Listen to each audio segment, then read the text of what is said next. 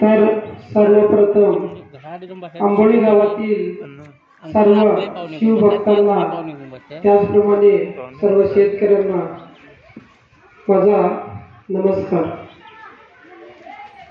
मला या गावामध्ये येऊन बरीच वर्ष झाली। मी भरपूर वर्षापासून येतोय, या गावामध्ये येतोय जातोय। कुठला पण फंक्शन होते, कार्यक्रम, तिथे तुम्हाला म्हणजे मला बोलवायची गरज नाही आणि मला पत्रिकेत नाव सुद्धा घालायची गरज नाही। मी भाग आपला आहे, नाता आपला आहे, भाषा आपली आहे, लोक पण आपलीच आहेत। त्यांनी बोलवतील म्हणून या न बोलवतील म्हणून मी नाही येणार या मी येणार असं काही नाही आहे। मला वाटतंय की आपल्या गावच्या संपर्कमध्ये राहायचं, कनेक्टिंग राहायचं। जसं जगभरात जसं आमचं मोबाईल कनेक्टिंग आहे, त्या प्रकारे आपल्या या मराठी लोकांनी कनेक्टिंग राहणं खूप गरजेचं आहे। त्याच्यासाठी म्हणून त्यांना बोलवायलाच पाहिजे, या मला बोलवलंच नाही, या माझं नावच घातले नाही, या मी लहान माणूस आहे म्हणून माझं घातले नाही, हे काही नाही आहे। सिंपल शेतकऱ्याच्या पोराने असा विचारच करायचा नाही आणि तो गुण माझ्यामध्ये आहे की मी विचार करत नाही की मला कोणी बोलू दे न बोलू दे। तरी सुद्धा तुमच्या गावामधून मला एक विनंती येतेच की आज हा कार्यक्रम आहे, उद्या हा कार्यक्रम आहे, तुम्ही आला तर बरं होईल। मला फक्त एक निरोप येतोय आणि परत सांगितलं पण जाते की आमच्या मेंबर सरांनी पण सांगितलं की भेट जावा सर म्हणून, चांगलं वाटतंय। तर आज आपण श्री छत्रपती शिवाजी महाराजांची शिवजयंती म्हणून साजरी करत आहोत। ते गाव म्हणजे आमचे आंबोली गाव आणि या गावामधूनच सुरुवात बऱ्याच दिवसापासून बघतोय मी की बऱ्याच काही म्हणजे जयंती साजऱ्या केल्या जातात। लास्ट टाइमला आम्ही श्री वाल्मिकी जयंती साजरी केलेली होती, तेव्हाही मी आलेलो। फक्त 10 दिवसाची सुट्टी होती आणि टाइम नव्हता माझ्याकडे, तरी सुद्धा एक दिवशी येऊन मी वापस गेलेलो। 2 दिवसामध्ये मी 2 दिवस मला भेटलेले आणि इथे येऊन गेलो, भेटून गेलो। तर आम्ही जयंती साजऱ्या करतोय, फक्त जयंती साजऱ्या करतो, याच्या मागचा एक हेतू आहे की आता सर्वप्रथम जी श्री छत्रपती शिवरायांची जी जयंती साजरी केली ती म्हणजे आपले कुणी श्री ज्योतिबा फुलेजींनी कुणी केली, ज्योतिबा फुलेजींनी केली। ज्योतिबा फुलेजींनी 1879-69 साली काहीतरी आहे, कन्फर्म आहे करतो, 79 साली काहीतरी त्यांनी पहिली शिवजयंती साजरी केली। त्यांचा उद्देश काय होता की अखंड जेवढे आपले आहेत, की अखंड जेवढे मराठी आहेत त्यांना हे समजलं पाहिजे की माझा राजा कुणासाठी जन्माला आला, कुणासाठी आपलं पूर्ण जे वर्चस्व होतं ते सर्व संपवला आणि कुणासाठी इथं स्वराज्य ठेवून गेला। बरेच जण येतात तुम्हाला जोरगत ओरडून सांगतात राजाने अफजल खानाचं पोट फाडलं, त्याचं हे करलं ते करलं।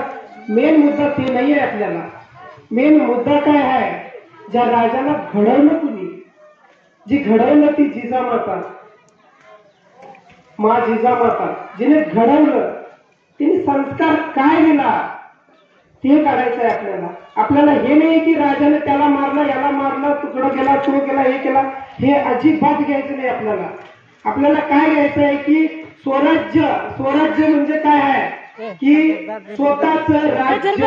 आजपर्यंत कुणाला माहिती नाहीये की स्वराज्य म्हणजे काय, जो भाषण करतोय त्याला सुद्धा माहिती नाही स्वराज्य म्हणजे काय, स्वतःच एक राज्य। असं ते राज्य कोणतं, महाराष्ट्र, कर्नाटक, गोवा असे प्रत्येक सगळ्या याला धरून त्यांनी एक स्वतःच एक राज्य केले आणि त्याच्यात आता जे ते महाराष्ट्र स्वराज्य म्हणून अजूनही स्थापित आहे या भारत देशामध्ये। महाराष्ट्र म्हटल्यानंतर हे छत्रपती शिवाजी महाराजांनी घडविलेले स्वतःच राज्य आहे आणि स्वतःच राज्य आपण जेव्हा घडवतोय, कुणासाठी घडवतोय तर येणाऱ्या पिढीसाठी घडवतोय की येणारी पिढी आपली राहू देत, आपली पिढी काहीतरी त्याच्यावरती हे करू देत म्हणून।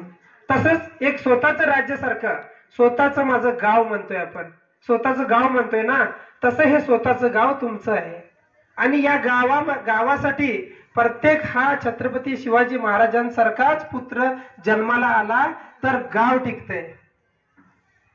प्रत्येक गावामधून घडायला पाहिजे तशी मुलं. आणि जिजाऊंची कमी राहिली त्या गावामध्ये तर आम्हाला अशा म्हणजे शिवजयंती सुद्धा साजऱ्या करायच्या काही गरज पण नाही. मग आपणच राजकारणाची हे लागून टाकते. त्यासाठी म्हणून म्हणतोय की जे छत्रपती शिवाजी महाराजांनी जे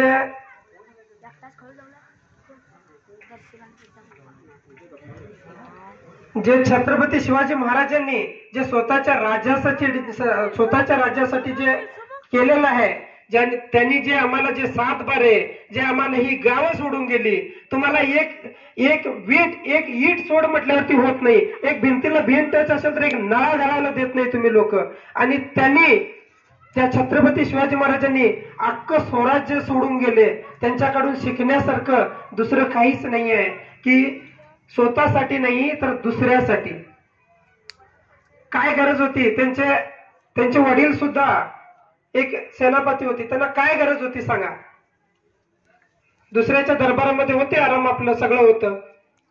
नेमकेच किती आले ब्रिटिश आमच्या भारत देशामध्ये? नेमकेच काहीतरी 20 लाख पण नाही, समजा 20,000च म्हणून समजा. तर 20,000 सगळ्या इंडियाच्या सगळ्यांना गुलाम बनवून त्याला चांगलं धुवून काढलं आणि त्यांना समजावून सांगितलं की बाबांनो, तुमच्यात राजकारण भरलेलं आहे खचून, आणि तुम्हाला हीच वळण लावणार आणि पुढे पण तुम्ही असंच जाणार म्हणून. त्यासाठी आपण जे आता हे कार्यक्रम करतोय, मला तरी असं वाटतंय की कुठंतरी आता म्हणजे मराठी तरी आमची अस्मिता आता संपत आलेली आहे.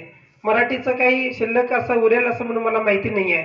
कारण की त्यांना आता समिती बिमिती म्हणून म्हणा, मी जे काय आहे शेतकऱ्याचा पोरगा म्हणजे ओपनली बोलतोय मी.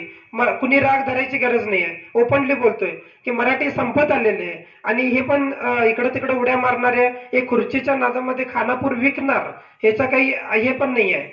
सकाळपासून संध्याकाळ सगळं कलेक्शन आहे, पूर्ण कलेक्शन. तुम्हाला वाळू जरी तुम्ही टेम्पोवाल्यांना विचारा, वाळूचे किती एक महिन्याला किती पैसे भरावे लागतात 2 नंबरच्या कामासाठी. म्हणजे वाळून दुसऱ्यांना टाकायचं राहिलं तर मग तो जर समजा एक जर टेम्पोवाल्यानं 70,000 रुपये जर त्यांनी तिकडे जाऊन कमिशन दिला तर ती वाळू आमच्या शेतकऱ्याला कितीला जाऊन पोहोचणार? महागच बसणार ना. मग हे छोटे छोटे तुम्हाला फंड आलेले नको आम्हाला.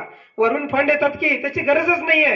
सकाळपासून तुम्ही कोर्ट, पोलीस स्टेशन आणि हे सगळे जे अशा छोट्या छोट्या ज्या करप्शन चाललेत, जे हप्ते दुसरीकडे द्यायलेत आणि तुम्हाला पैसे जास्त घालायलेत, हे जर कमी झालं ना, खानापूर एकदम सुरळीत चालतंय. आणि प्रत्येक गावामध्ये जशी तुमच्या गावात ही आज खास यायचं माझं काय होतं, कारण की ज्या गावात मला एकही दिसते मी त्या गावात खरोखरच येतोय, पाय लावून जातोय.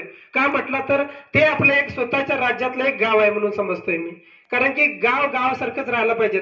सगळ्यांनी एकत्र येऊन एक समूह बनून जे तुम्ही आज जे आपल्या श्री छत्रपती शिवाजी महाराजांचं जे हे केलं, त्याच्यामुळे मला खरोखरच चांगलं वाटलं की त्यांचीच असं नाही, श्री वाल्मिकीजींची पण जयंती मागे केला, रामनवमी पण, सगळ्या प्रत्येकच हे करताय तुम्ही.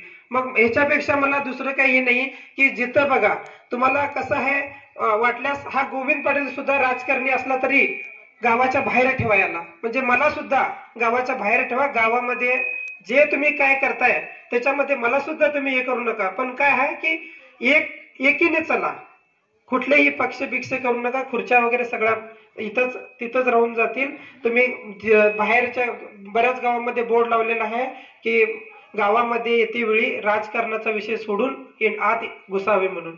त्या प्रकारे जे काय आहे बाहेर बघायचं, बाहेर आपण कुणाकडे पण जाऊ, काय पण करू, किती पण हे करू, पण गावामध्ये आल्यानंतर तो माझा नेता, हा माझा नेता म्हणून आपस मध्ये भांडणं करू नका.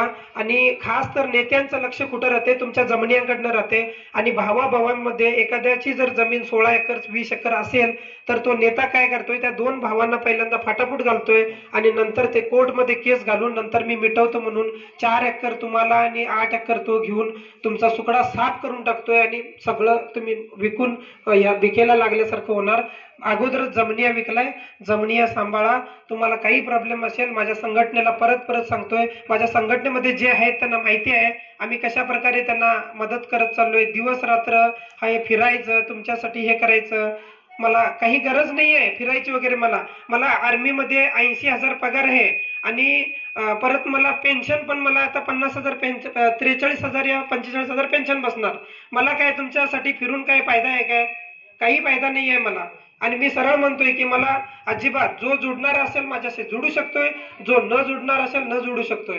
ज्याला माझ्याशी मदत घ्यावी वाटत असेल, कसलेही काय प्रॉब्लेम असला माझ्याकडे येऊ शकताय, नसणाऱ्याने जाऊ शकताय. कारण की तशी संघटना माझी केलेली आहे.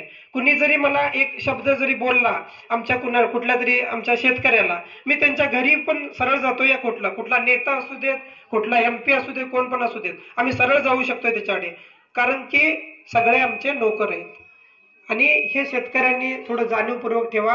आणि बाकी जे आमचे शेतकरी आहे म्हणून तुम्ही, आम्ही हे मोठा, मी म्हणजे शर्ट पॅन्ट घालून आलो म्हणजे हे कुठले हे साहेब वगैरे नाही आहेत. तुमच्यापेक्षा सगळे लहान आहेत. तुम्हीच जे वरदान दिलेलं राहते, त्या वरदानामुळे ते लोक ऑफिसातनं इकडं तिकडं, अंगठेवाले पण कुठं कुठं जाऊन पोहोचतात माहिती आहे. पण काय, त्यांनी आपली जाणीव ही ठेवली पाहिजे तुमच्यासाठी, आणि तुम्ही त्यांची पण जाणीव ठेवा. आणि दोघांनी एवढंच सांगतो की हे तुमच्या गावचं जे राजकारण सोडा, आणि खूप सुंदर चाललंय कार्य तुमचं. असंच मला पण अजून कधीतरी काही कार्यक्रम असले तर कधी पण सांगू शकताय. मी जर नसलो तरी सुद्धा मी ट्राय करीन की यायला. आणि धन्यवाद, तुम्ही आल्यानंतर मला जे स्वागत वगैरे केल्याबद्दल खूप खूप आभार व्यक्त करतो. कधीही माझ्या संघटनेचा नंबर वगैरे असेल, काही प्रॉब्लेम असला मला सांगू शकताय. मला जास्त बोलायचं पण तुम्हाला नको आता काय जास्त. ओके, धन्यवाद. माहिती आहे मला मिरवणीसाठी, म्हणून तुमचा ऍक्च्युली तुमचा पालखी जाणार आहे म्हणूनच मी आता आलेलो, नाहीतर मी मगाशीच आलो असतो. पण 2-3 प्रॉब्लेम आणि तिकडे होते म्हणून तिकडं आमचे ते वकील संघटनेचे अध्यक्ष बेळगावला, तिथं सुद्धा त्यांनी सुद्धा ते समितीचे सगळे नेते आलेत, बेळगाव जिल्ह्याच्या समितीचे, तिकडं मला इन्व्हाइट केलेले. म्हणून तिकडे गेल्यामुळे मला इकडे दुर्लक्ष झालं, नाहीतर मी इकडंच फास्ट येणार होतो. सकाळी भुजंगनं पण फोन केलेला मला. धन्यवाद सर. आणि एक छोटासा एक तुमच्यासाठी म्हणून मी एक फ्लॅग घेऊन आलेला आहे, झेंडा. एक श्री छत्रपती शिवाजी महाराजांचा झेंडा घेऊन आलेला आहे. शिवाजी महाराजांबद्दल जर बोलायचं असेल तर भरपूर काही आहे, पण नेक्स्ट टाइमला आपण करू, आता टाइम नाही आहे. धन्यवाद सर.